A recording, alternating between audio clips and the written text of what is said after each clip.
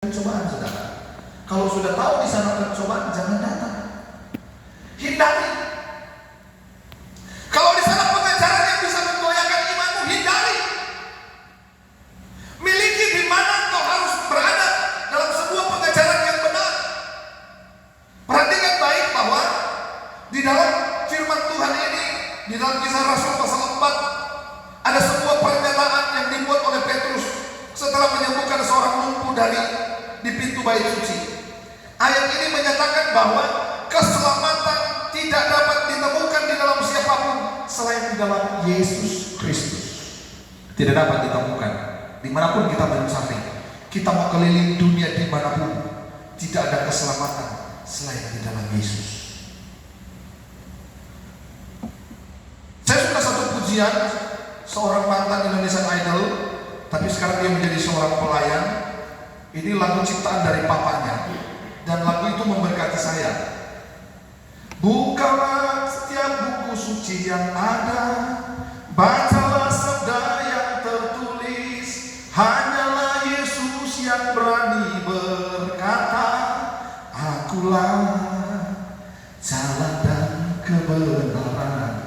Bukalah setiap buku suci yang ada, tetapi hanya Yesus yang berani berkata, akulah jalan kebenaran. Akulah jalan kebenaran dan hidup itu. Barang siapa datang kepadaku, dia tidak akan haus lagi. Barang siapa datang kepadaku, dia tidak akan lapar lagi. Artinya apa? Akan ada kepuasan di dalam kekuatan kuasa Allah, berjalan di dalam kemenangan Tuhan. Ada cara-cara Tuhan yang Tuhan kerjakan dalam kehidupan kita yang secara spiritual tidak bisa kita lihat. Tetapi firman Tuhan berkata, apa yang tidak pernah dilihat oleh mata, tidak pernah didengar oleh telinga, tidak pernah timbul dalam hati, Tuhan kerjakan bagi kita orang percaya. Ketika engkau sakit, engkau disembuhkan oleh Tuhan. Amin. Ketika engkau lemah, engkau dikuatkan oleh Tuhan. Ketika engkau jalanmu yang salah, Tuhan bawa kepada arah yang benar. Sehingga tidak ada alasan bagi kita untuk terpengaruh pada ajaran-ajaran yang menyesatkan, pada ajaran-ajaran yang menyimpang. Segala sesuatu bisa membodohi kita karena firman Tuhan.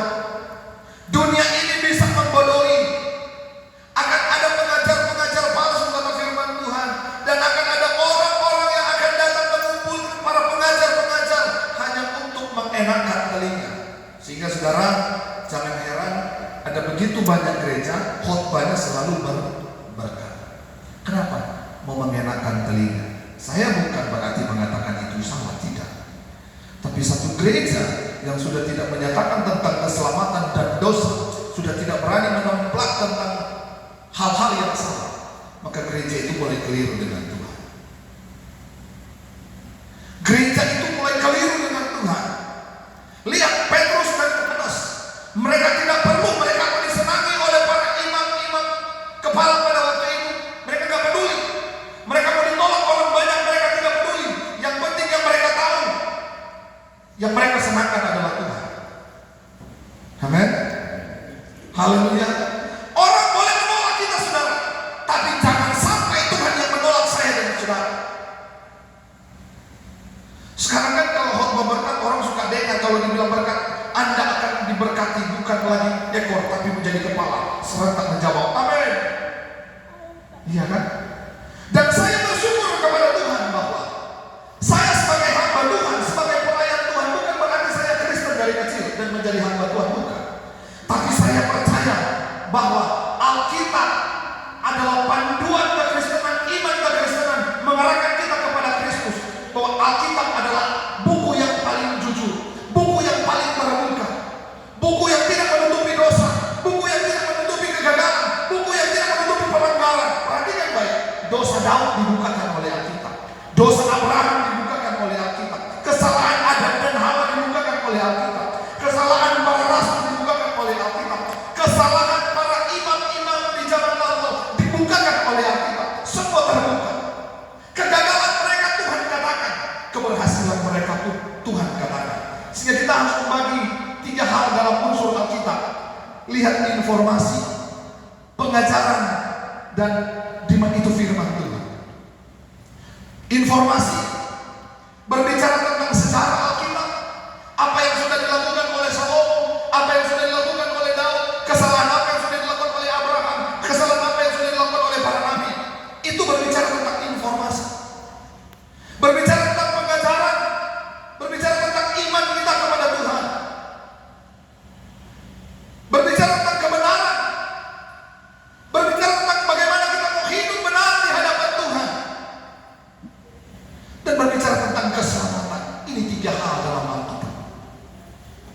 yang harus kita percayai, yang harus kita ketahui, sehingga kita tidak mudah terpengaruh dengan kalimat, oh ajaran Alkitab kadang-kala saling bertabrakan. Buktinya Daud punya istri banyak, Salomo punya istri yang hampir 1000. Oh, masakan Alkitab mengajarkan yang demikian? Itu informasi. Betul tidak? Itu sebuah informasi bahwa ini memang terjadi, ini memang ada, tetapi kita tidak boleh melakukan. Yesus sudah berkata memang dari awal, aku tidak senang dengan perceraian. Dari awal juga aku tidak senang yang dengan namanya kawin-mawin. Aku tidak senang dengan istri lebih dari satu, kata firman Tuhan. Tetapi karena waktu itu manusia belum mempunyai aturan yang tepat dan masih dilihat dari segi pandangan iman, sehingga konsekuensi yang terjadi, apa yang kita lakukan, itu yang kita tuai. Itu sebuah konsekuensi. Ada informasi, ada pengajaran, dan di sana juga dinyatakan tentang keselamatan. Alkitab adalah buku yang paling jujur, yang tidak berdusta dalam hal apapun. Sehingga kalau kita membaca Alkitab, maka kita akan menemukan memang hanya Yesus jalan kebenaran dan hidup. Dia tidak menutupi apapun. Dia tidak menutupi pelanggaran. Dia tidak berupaya untuk memanipulasi segala hal. Dia konsisten. Amin. Sehingga kita orang Kristen diajak untuk konsisten di dalam Tuhan.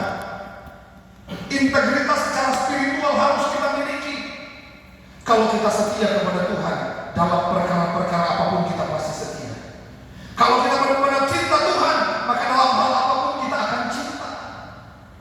Itu berbicara tentang kebenaran. Nah, semua ini Yesus kerjakan di dalam satu nama, di dalam nama Tuhan Yesus Kristus. Apapun itu. Sehingga perjalanan kekristenan, kehidupan kita bukan hanya terfokus pada pemikiran kita sendiri. Kadang-kala banyak orang menafsirkan firman Tuhan itu menurut penafsiran sendiri. Ini yang sangat baik dan mengerikan, saudara. Kita tidak kembali melihat kebenaran yang utuh, kebenaran yang dimana kita harus kembali kepada firman. Menggali firman harus kembali kepada firman.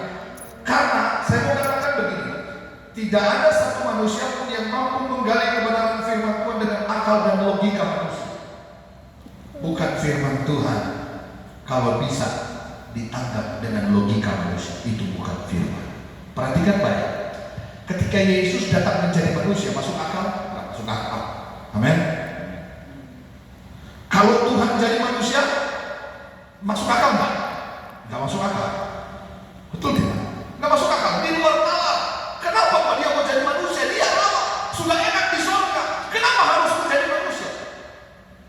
Tapi mungkin yang lebih masuk akal, kalau manusia jadi Tuhan. Nah, ini lebih masuk akal. Kenapa lebih masuk akal? Banyak orang dikultuskan. Apa itu dikultuskan? Diagungkan, disembah-sembah. Tetapi Tuhan dipinggirkan. Perhatikan kalau kita melihat dalam kebenaran firman Tuhan, ayat 11, Yesus adalah batu yang dibuang oleh tukang-tukang bangunan, yaitu kamu sendiri, namun ia telah menjadi batu penjuru.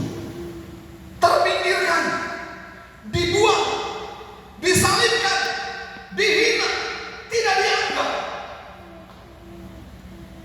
Ada sebuah penghinaan yang mereka lakukan, tetapi dia yang dibuang, namun dia telah menjadi batu penjuru, di mana sasaran utama kita adalah Yesus. Dia batu kota benteng yang teguh. Dan di sini dikatakan bahwa dan keselamatan tidak ada di dalam siapapun juga, siapapun manusia ini, selain di dalam Dia.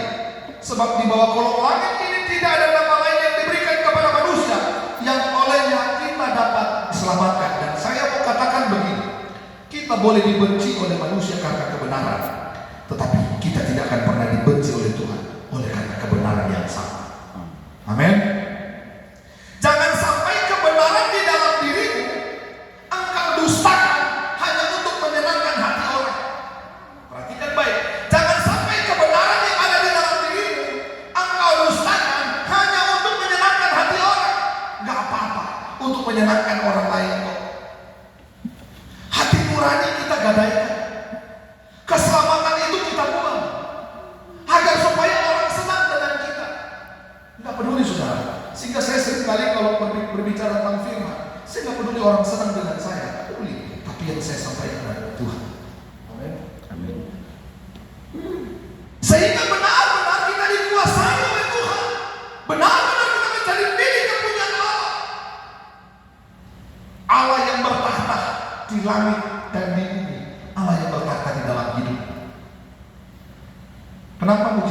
sekarang seolah-olah sulit terjadi, saudara.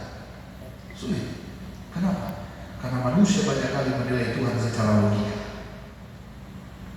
Iya. Benar kata Pak Daniel tadi, bahwa terkadang kita mau agar supaya diri kita yang mengatur Tuhan. Kita tidak mau diatur oleh Tuhan. Betul toh? Tapi ada sebuah kesadaran Tuhan yang harus mengatur kehidupan kita. Sebab rancanganku bukanlah rancanganmu, dan jalanku bukanlah jalanku. Sebab jalan Tuhan, rancangan Tuhan adalah rancangan damai sejahtera, bukan rancangan kecelakaan.